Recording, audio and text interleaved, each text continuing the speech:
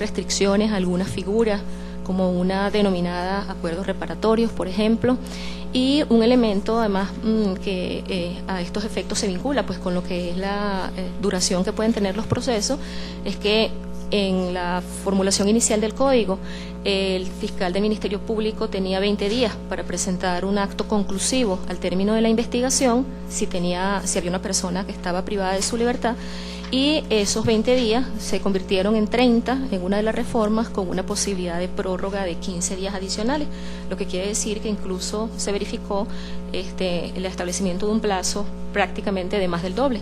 Lo que eran 20 días, hoy día son 45 días en la mayoría de los casos. Muchas gracias. El Estado cita en su escrito de contestación el artículo 305 del Código Orgánico Procesal Penal, titulado Proposición de Diligencias.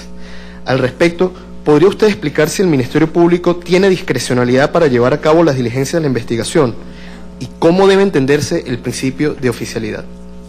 Bueno, fíjense, yo decía que tanto el Código inicialmente como la Constitución mantienen entre nosotros, Venezuela, el principio de oficialidad en el ejercicio de la acción penal, es decir, el Estado es el titular de la acción penal.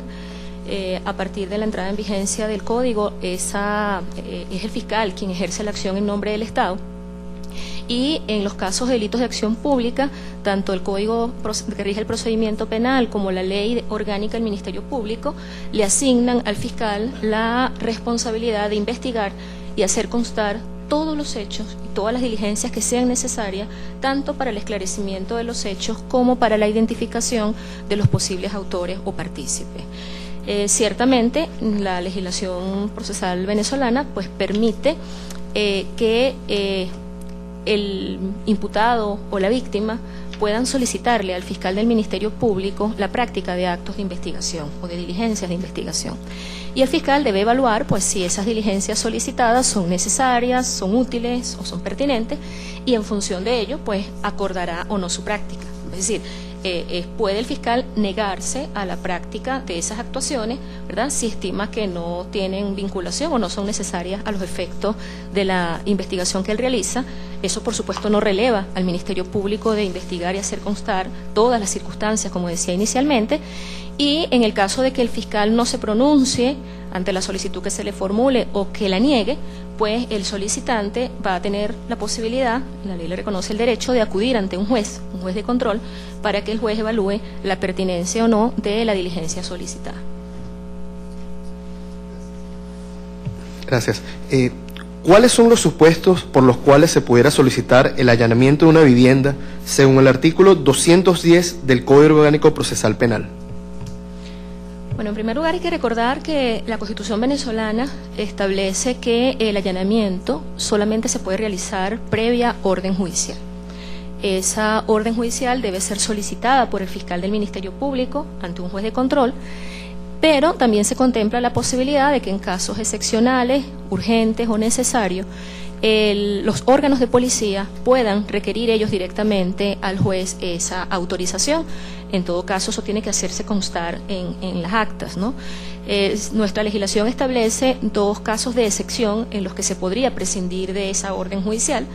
Uno tiene que ver con la necesidad de impedir la perpetración de un delito, y el otro está referido a la aprehensión que se pretendiera hacer de una persona que está siendo sujeto de persecución, es decir, para lograr la aprehensión del imputado. Solamente en esos dos casos excepcionales se puede prescindir de la orden judicial, lo que significa pues que un allanamiento practicado en circunstancias distintas a esas dos excepciones y sin que medie la orden judicial, pues deviene en un acto ilegal que, conforme a la Constitución, pues no debe tener valor alguno. Doctora Vázquez, ¿está garantizada la libertad personal en la legislación en Venezuela y cómo puede esta limitarse?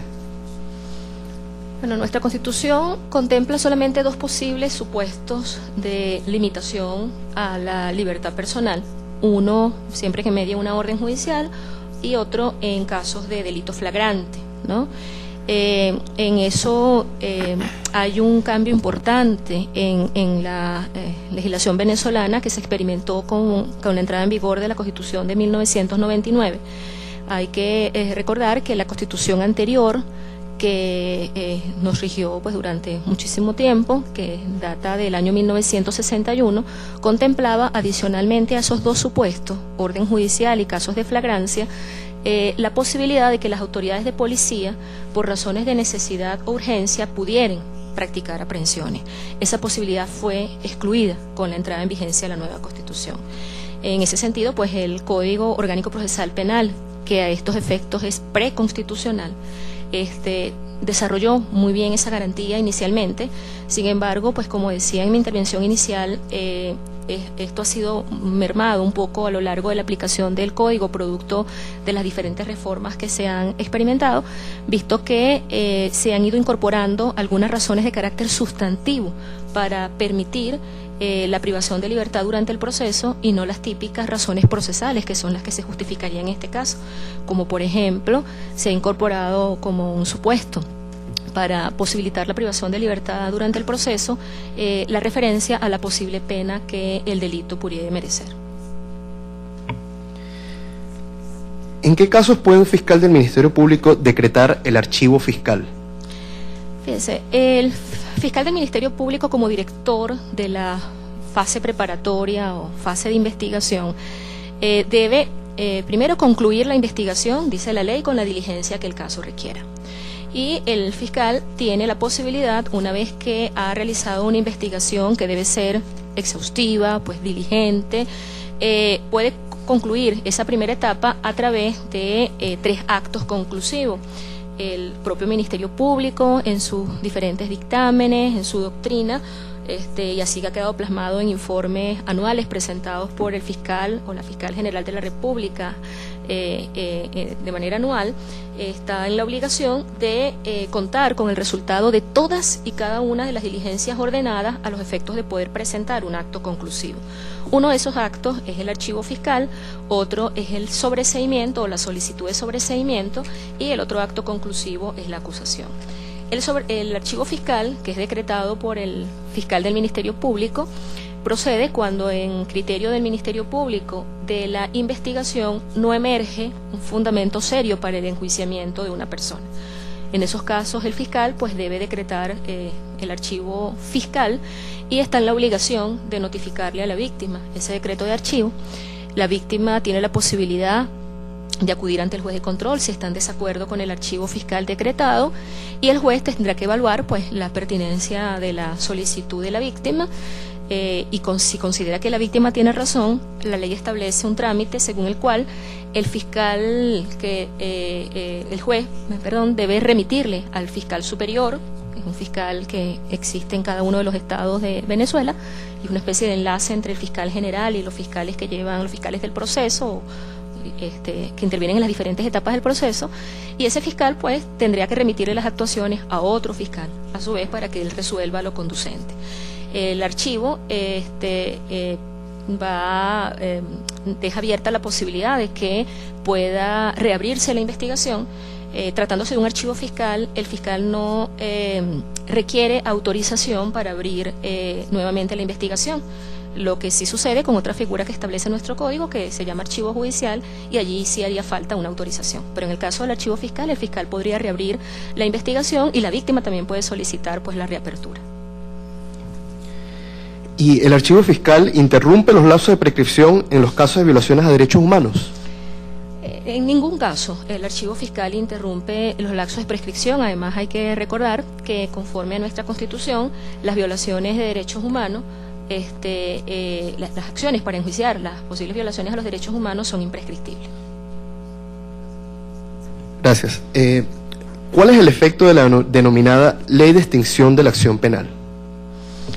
Bueno, la Ley de Extinción de la Acción Penal es una ley, digamos que de reciente data en Venezuela, desde el año 2009, y fue una ley sobre todo promovida desde el Ministerio Público por la necesidad de ponerle fin a una serie de procesos iniciados bajo la vigencia de la legislación procesal anterior, ¿verdad? Esta ley pues permitió declarar la extinción de la acción penal en un buen número de procesos iniciados, como dije antes, con la legislación procesal derogada.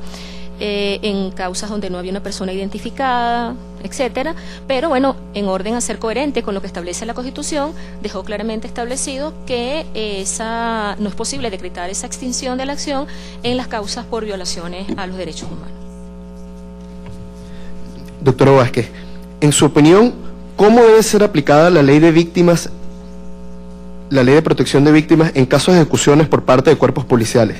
¿A dónde deben acudir las víctimas o sus familiares? ¿Y cuál es el órgano encargado de brindar esa protección? Bueno, en estos casos en general, la Ley de Protección de Víctimas, Testigos y demás sujetos procesales establece que la autoridad competente para solicitar esas medidas de protección es el Ministerio Público. El Ministerio Público solicita las medidas ante el juez.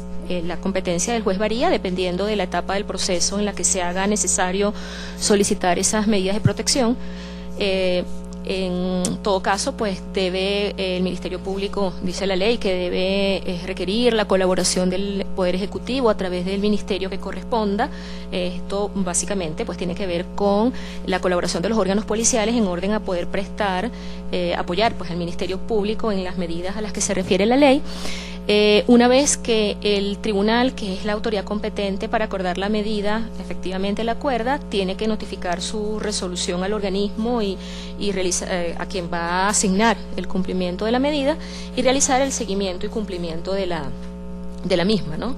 Ahora, en la pregunta se hablaba de casos en los que se presuma, por ejemplo, la intervención de órganos policiales, visto que son precisamente autoridades de policía las que van a llevar a cabo esas medidas de protección, pues es lógico que si se presume la participación de funcionarios policiales en los hechos que dan lugar a la medida de protección, pues esos funcionarios o ese cuerpo policial pues no debería ser el requerido en ningún caso para la realización de esos actos de protección.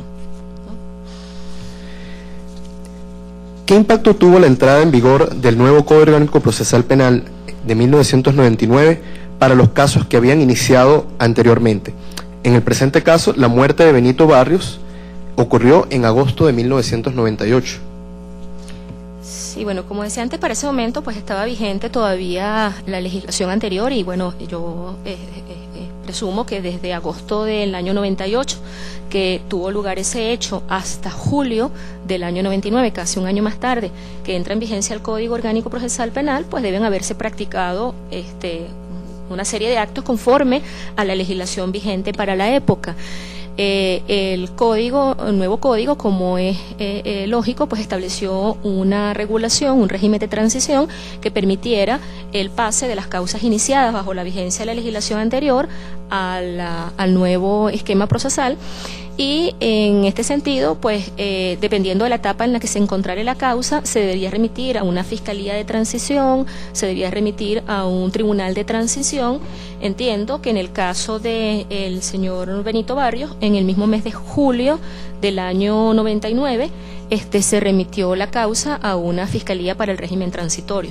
Entonces, bueno, eso es lo que la ley establecía. Una vez que ya el código estaba en vigor, pues había que llevar a cabo esa remisión al órgano que correspondiere, dependiendo de la etapa procesal. Es decir, que en principio, pues en el mismo mes en que la ley entró en vigor, se efectuó la remisión al Ministerio Público.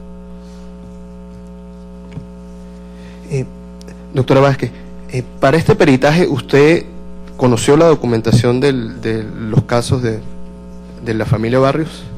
Bueno, si tuve acceso a parte de la información, lógicamente se trata pues de muchos documentos, pero sí pude revisar algunos de ellos vinculados con decisiones, básicamente con los actos conclusivos que se habían presentado en las diferentes causas. Doctora Vázquez, entonces, en su opinión, ¿cuáles son las principales deficiencias que identificó en los diferentes procesos penales abiertos en los casos de la familia Barrios? Bueno, lógicamente con un conocimiento, por supuesto, muy circunscrito, digamos, a los documentos a los que pude acceder, hay cosas que a primera vista pues resultan, digamos que aparentemente contradictorias con lo que debía ser una investigación, digamos que expedita, eficiente. Recordemos que, como decía antes, en el caso del Ministerio Público, la ley además establece la obligación de darle término a la investigación con la diligencia que el caso requiera. En mi criterio, pues el trato que se dio en algunos casos y condujo